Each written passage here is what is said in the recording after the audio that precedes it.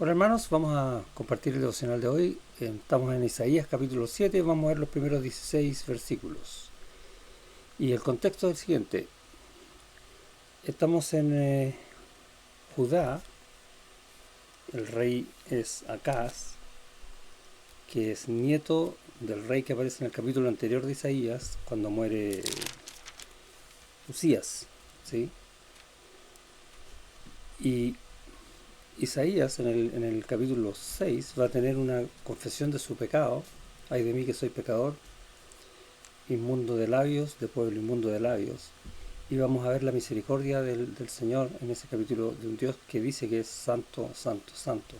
Y entramos al capítulo 7 trasladando eso y un llamamiento de Dios a confiar en Él y a hacer su obra, ahora, pero a nivel nacional, pero nuevamente enfocado a una persona, ya no el profeta, sino que el rey Acaz. Y parte diciendo el texto: aconteció en los días de Acaz, hijo de Jotam, hijo de Usías, rey de Judá, que Resín, rey de Siria, y ahí tenemos un pagano, y Peca, hijo de Ramalías, y acá tenemos un judío pero pagano, del reino del norte, o Efraín, rey de Israel, subieron contra Jerusalén para combatirla, pero no la pudieron tomar.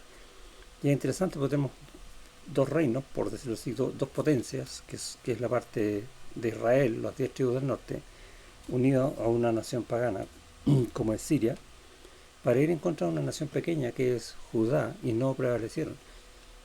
Y ya eso debiera decirnos qué grande es Dios, cómo cumple Él su palabra, sus pactos en David, y, y lo que está orando desde el capítulo anterior que vemos en Isaías.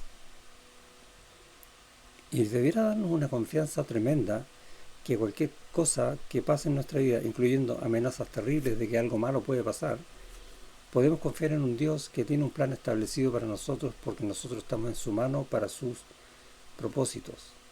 Básicamente es lo que uno ve en estos textos. Y a modo de devocional uno puede decir: Señor, ayúdame a confiar más en ti, porque tú eres fiel y tú tienes el poder para mantener esa fidelidad siempre. Y, y es un poco la idea, como les dije, del devocional. ¿Y cómo entendemos esto? O quizás cuál es el llamado que hay para uno dentro de esto, viéndolo en Acaz. Y dice el 2: y vino la nueva de esta noticia de que había una amenaza muy grande a la casa de David.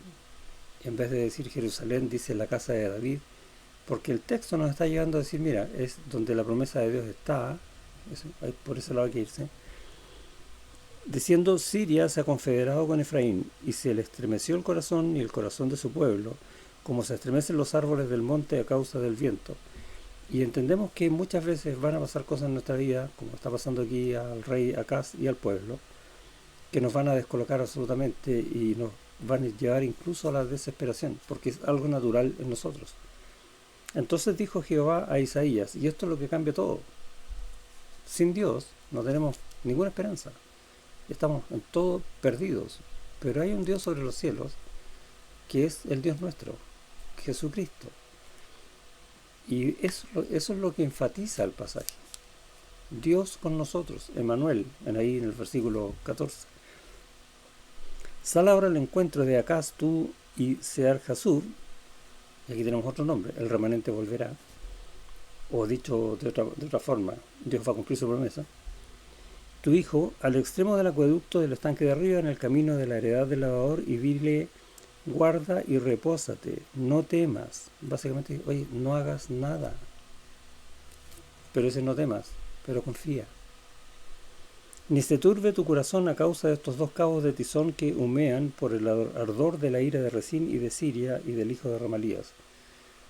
Y la amenaza es gigante, pero no mires el tamaño de la amenaza, sino que reposa en Dios, confía. Ese es el sentido del no temas. Y en el versículo 7 va a decir: por tanto Jehová el Señor dice así: no subsistirá ni será. O sea, esto que amenazan no va a ocurrir. ¿Por qué? Porque Dios no lo va a permitir. Y claro, antes de que ocurran las cosas, cuando nosotros estamos en el temor, no sabemos qué va a pasar. Pero lo único que hoy día sabemos es que Dios está en control. Y yo voy a confiar en eso. Me guste lo que pase o no, yo sigo estando en la mano de Dios y la mano de Dios sigue estando conmigo. ¿No es esa tu paz? ¿No es esa tu tranquilidad? Y la respuesta debería ser, pero a veces no.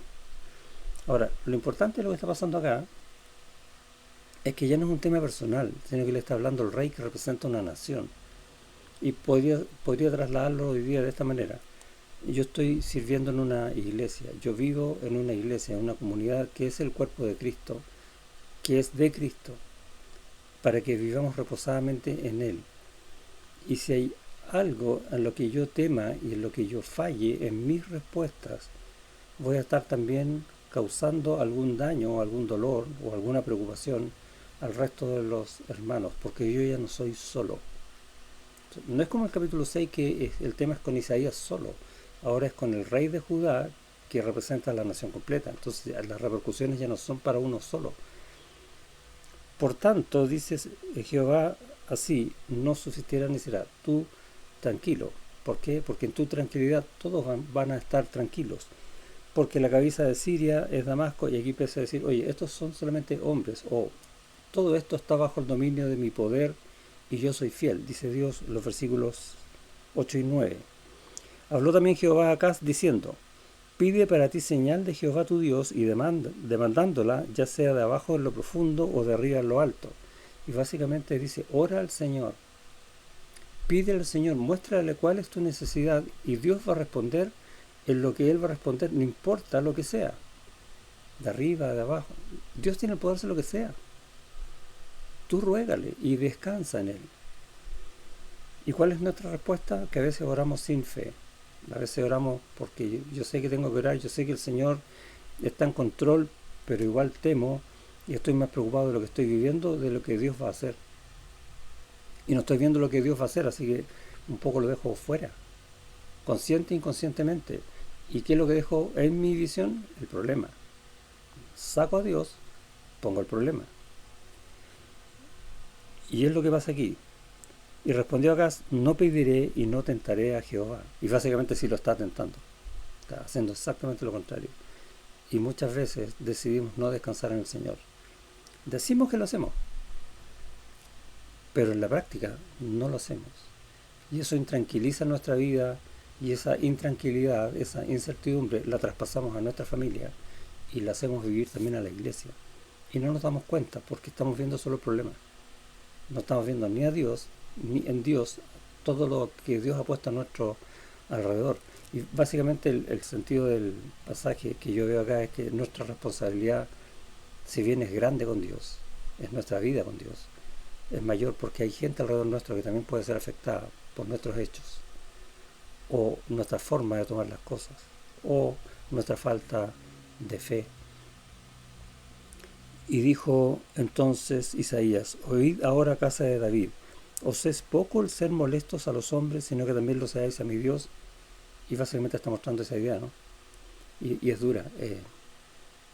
No me gustaría tener que escuchar esto, pero gracias Señor que tú la pones en tu palabra, porque me obliga a ver algo en lo que yo puedo estar. Por tanto, el Señor mismo os dará señal, he aquí que la Virgen concebirá y dará luz un hijo y llamará su nombre Emmanuel. Y está hablando, sí, de lo que va a venir a futuro, del Señor Jesucristo. Y vemos ya en el capítulo 8 que habla de este Emmanuel, que es el que tiene los reinos, y en el capítulo 9, este niño que nos es nacido. Y ya empieza a hablar derechamente de nuestro Señor Jesucristo, que es lo que Él ha puesto en nuestro corazón y ante nuestros ojos por medio de su palabra.